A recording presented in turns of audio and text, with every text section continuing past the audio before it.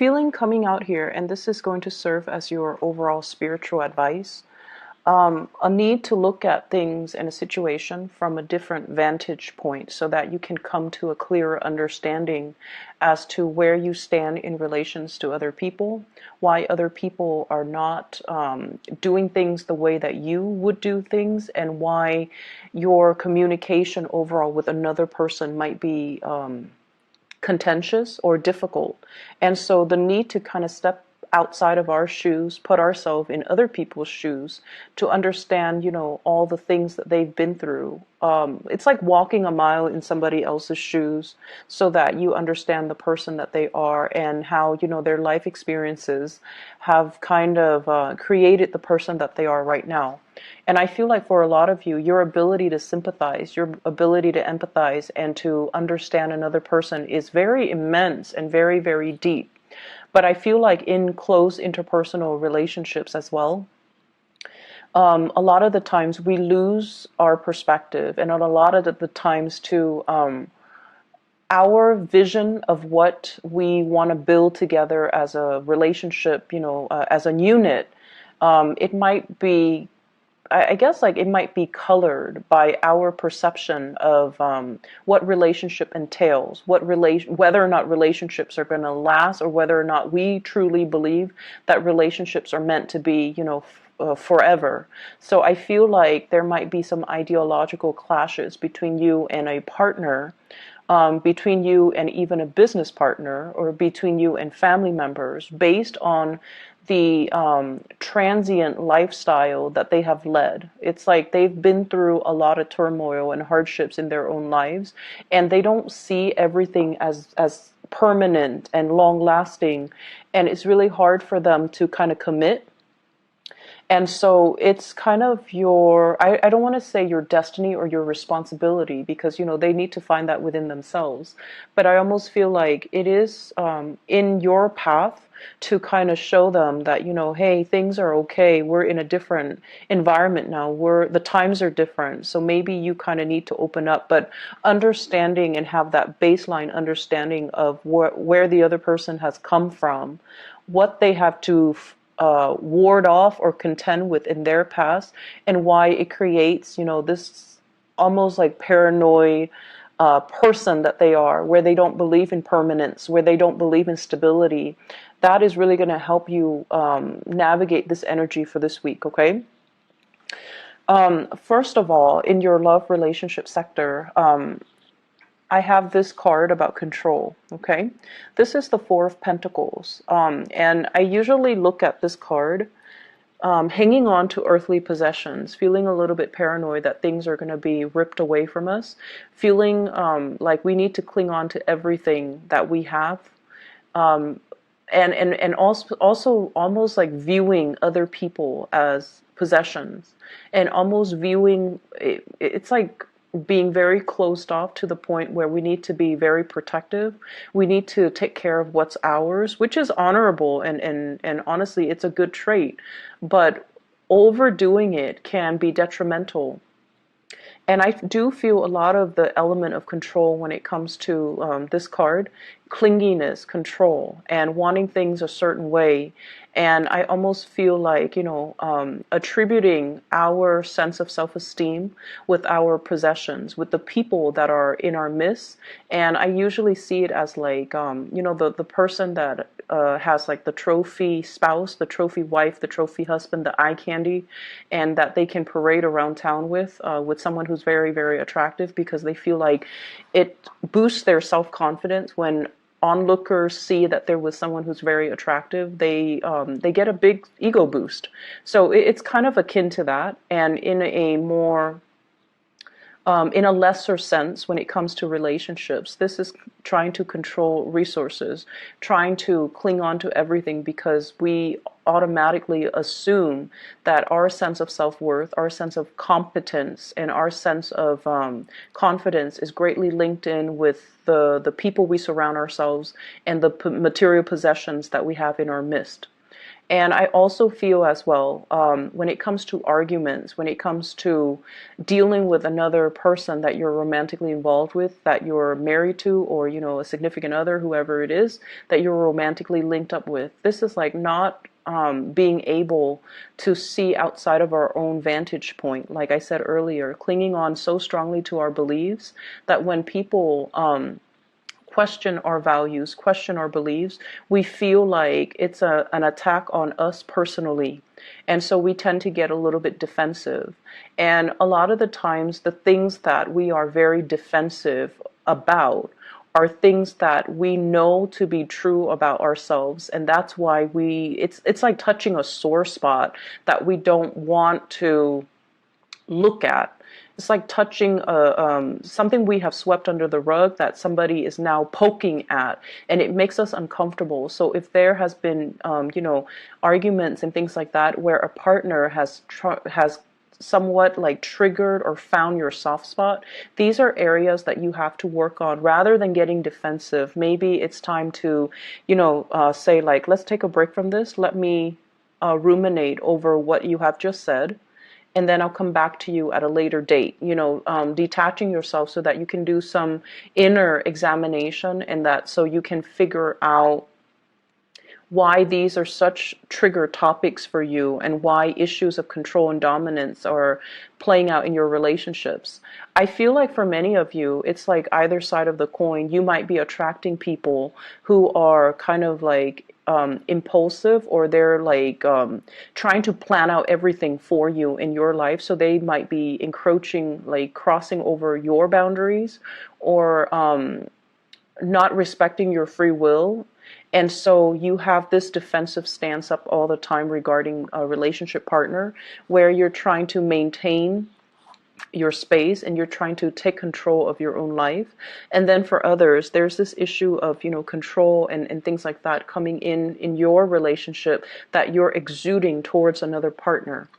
The partner that you're dealing with shows up here as the Six of Swords. This is somebody that has been through hell and back, okay?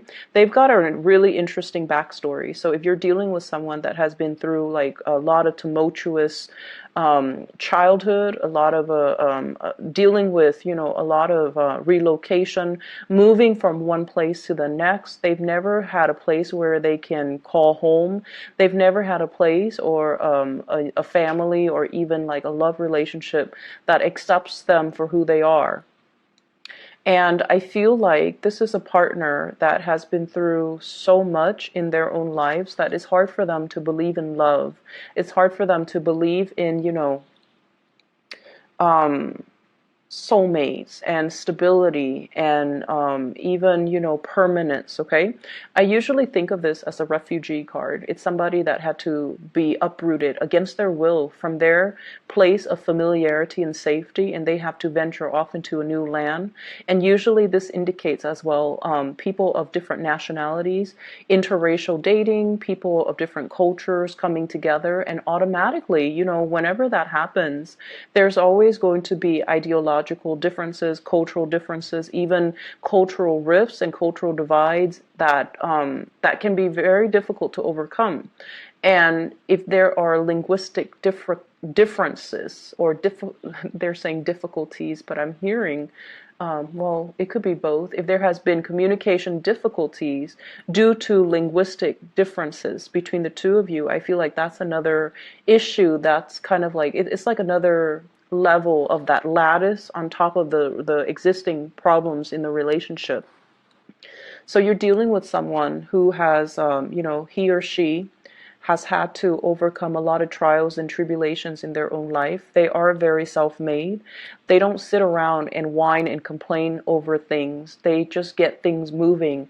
And I almost feel this need for someone who you're involved with. They're constantly moving so that they don't have to process things, so that they don't have to feel things, because their emotions can be so overwhelming. If they took the time to really, see a therapist or to really vent, it's like it would open up a floodgate of emotions, and they're not really ready to do that. So you're dealing with a partner who might be very broken, very injured. They're moving away from that. They're sailing away from it, and they're coming into calmer waters, and they definitely feel there is a lot of safety with you. They definitely feel like there's safety, there's a purpose, and they're trying to build that permanence with you. So rest assured that you're with someone that's not going to be leaving, and you're with someone that finds the comfort and home in you. And at the same time, it's going to be a very slow process for this person to heal from whatever situation they've had to contend with in their past. And so, you know, they're coming from a space where they might be a little bit downtrodden and broken.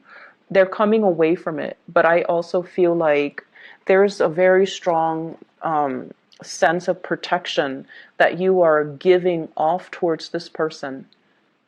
You know they've been through a lot, and you are also very paternally protective of them, to the point where it might be patronizing, to the point where you are offering to do everything for them and not allowing them that freedom of movement, or not feeling like they're capable or competent enough to do it. You might do it, like it might be inadvertent from your end, but I feel like you're trying to control the situation, okay?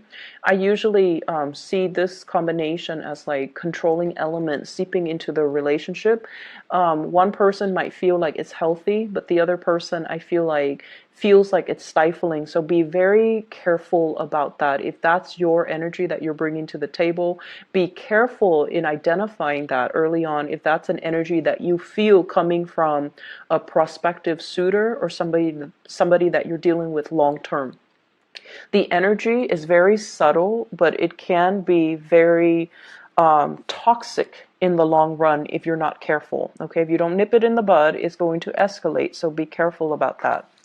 I also feel as well, others of you who are dealing with another person who's a lot more, I want to say, a lot more stable, is looking for permanence, is looking for kind of like home, okay? We have here the Queen of Wands, and this is a fire sign, Sagittarius, Aries, or Leo. And it's also echoed in this card here. This is the Knight of Wands, okay? Somebody who is foreign to you, so from a foreign land, a foreign location, a foreign country.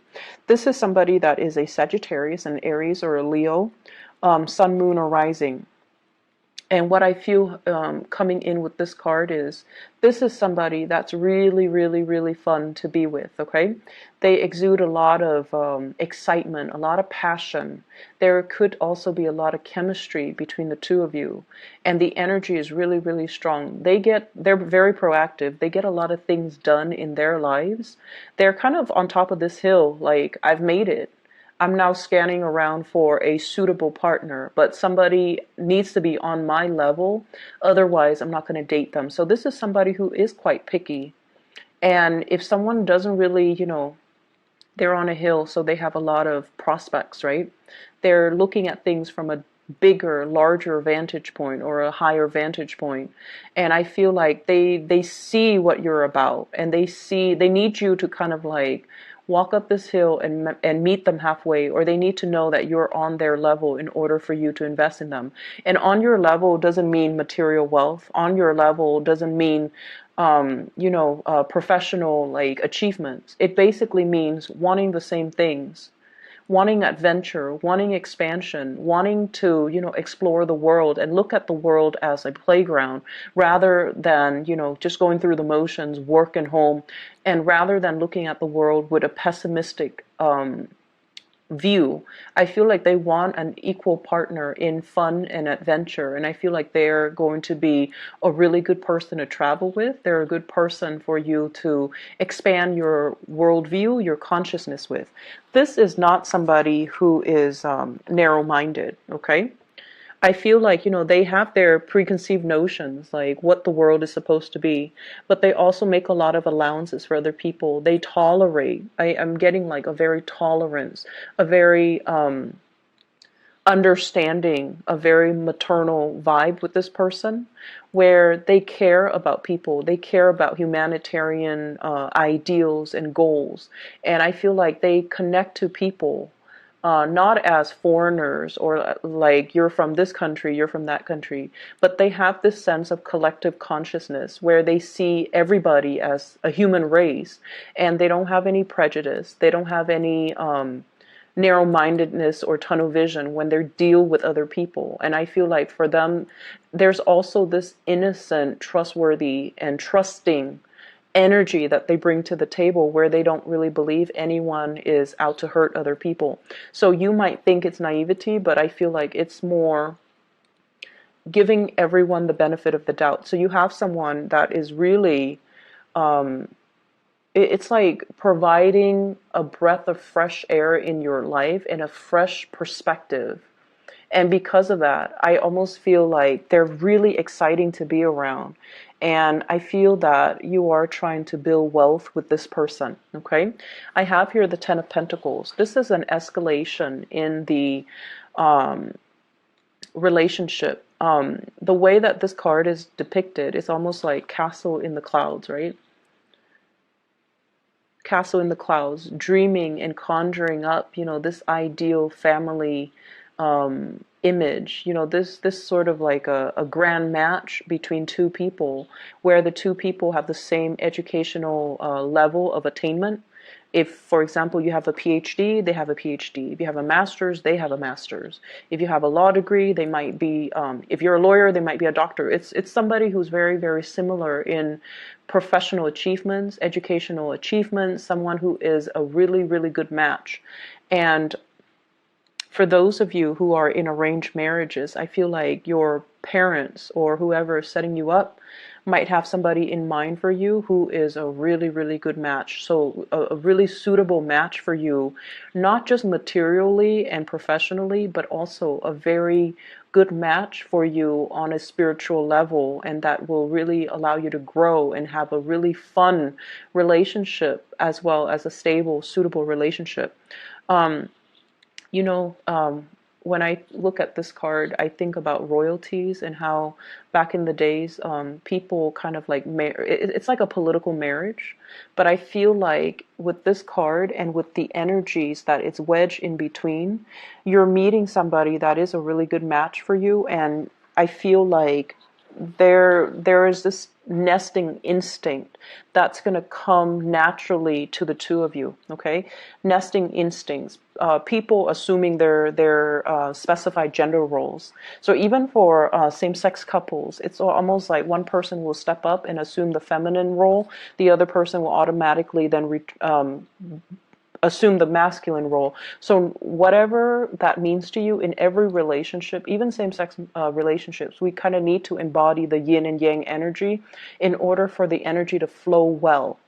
And I feel like there's this natural affinity that you have with another person where one person embodies the yin energy and the other person that yang energy, and so things will move along very, very smoothly. And as a result of that, we're going back to the first card. This is about, relinquishing control.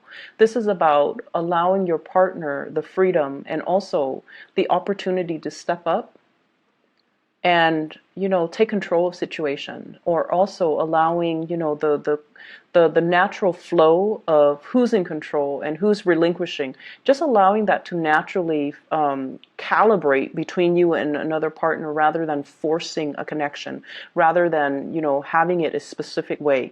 I do feel for many of you in relationships, you are at a point where you are trying to, your nesting instincts are kicking in.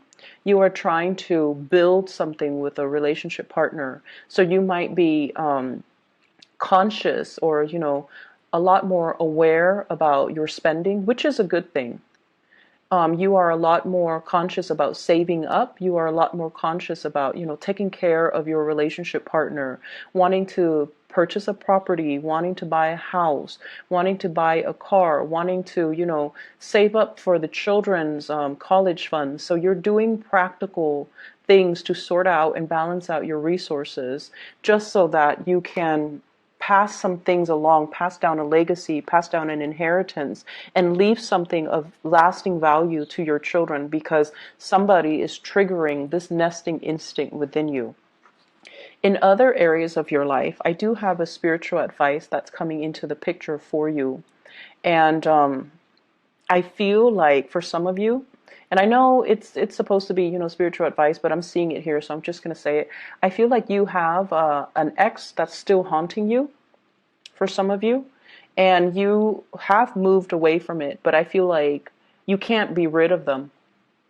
That's what it feels like to me. They're either relentless, like they won't let go of the connection, or you're not being clear enough. And this is something I've mentioned before many, many times for Cancerian people, especially the men, especially the Cancerian men. You're really nice people, and a lot of the times you send, you know, confusing messages to the people that you're interacting with. And take a page out of the, I want to say, what sign is very, very final? Capricorn. Take a page out of the Capricorn playbook when it comes to, you know, exes and relationships, okay?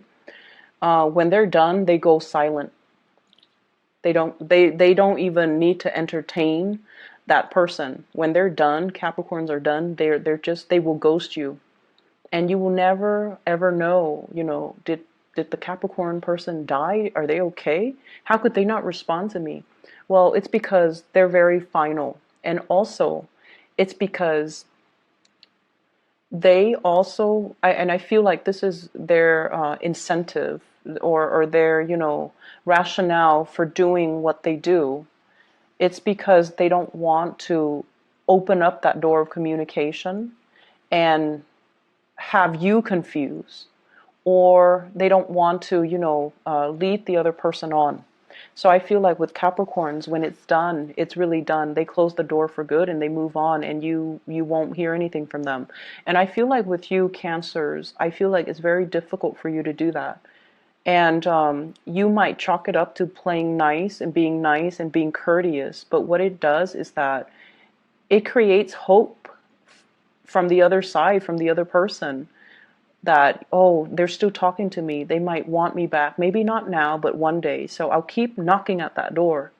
And that's not fair to the person that you're dealing with. And I feel like you have an ex here that's a little bit ruthless and a little bit relentless and a little bit like someone who tries to keep coming back. And I feel like you need to be very firm, and you need to, you know, out of respect for your current relationship right now, you need to be very, very firm about setting your boundaries with exes, okay?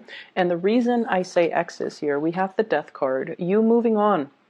You've already decided you're going to move on. You've already physically, emotionally, mentally moved on, and somebody's coming knocking. Someone who still carries a torch for you. Someone who might have had like a very passionate one night stand, fling, relationship, even marriage with you, and they're relentless. They're pursuing you, and they don't even have to be a fire sign. I just feel their energy floating around you, and I feel like, you know, first, you were stuck in limbo, waiting on this person, waiting for things to get better. You've moved on your own. You've moved on. And I feel like you might have been waiting for them while they were going around, you know, trying to find themselves, and quote unquote on that. It's like trying to find themselves. They were like too selfish to be in a relationship. They were just like not taking you seriously while you spent a lot of time waiting around for them. And then, you know, they choose to come back and give you communication whenever they felt like it. With this Eight of Wands here, this is swift, fast communication, travel, movements, and whatnot. And I feel like, you know, when the communication was not responded in the manner that they hope, they come out and they physically show themselves in real time, like showing themselves, and you know, you've tried to move on. So it seems like there are some lingering energies with exes and things like that, and you kind of need to let go. And I see like many of you don't have a choice. You're letting it go because it's really interfering with your current relationship, and you're trying so hard to build that up and to maintain that. And good for you for realizing and recognizing that, because I feel like the ex keeps knocking on your door, and you can't send out mixed signals, okay? It's very counterproductive, and energetically, it's just it's not a wise move for you and for the other person. So lay it to rest. Other things that I am picking up from this spread here, I feel almost like for many of you, there is major contemplations about trying to get your life in order, trying to, get rid of bad habits, trying to reorganize your life, and trying to get yourself in a space where you can be proud of your achievements, where you can get things moving for yourself. So I almost feel like this fire lit up under you, where you're like, okay, I need to get things done. I've been stalling. People have been stalling me, or I've been stalling. I've been kind of like on the sidelines of life, just hanging around. And, there are so many things, so many dreams and aspirations and, things that I want to do, things that I want to achieve, but I've just been dangling here for quite some time. And then life, before you know it, passes you by, right? And it's sort of like, how if you've been like this, right? And then you get yourself out of this situation and you turn yourself upright, you have this massive head rush, right? Like it just feels otherworldly. So I feel like that's the head rush. It's when all the information, all the realization, all the revelations coming to you all at once, and it can feel somewhat painful, somewhat disorienting, and somewhat like time is running out. I need to get things moving. I need to get things started. And I feel like this week is all about continuing what you are doing, but doing it with a sense of urgency. And then I also feel like something is lighting a fire under you, and you're like, I need to achieve, I need to get out, I need to branch out, I need to get moving. So with this swift moving card, this is the rocket here.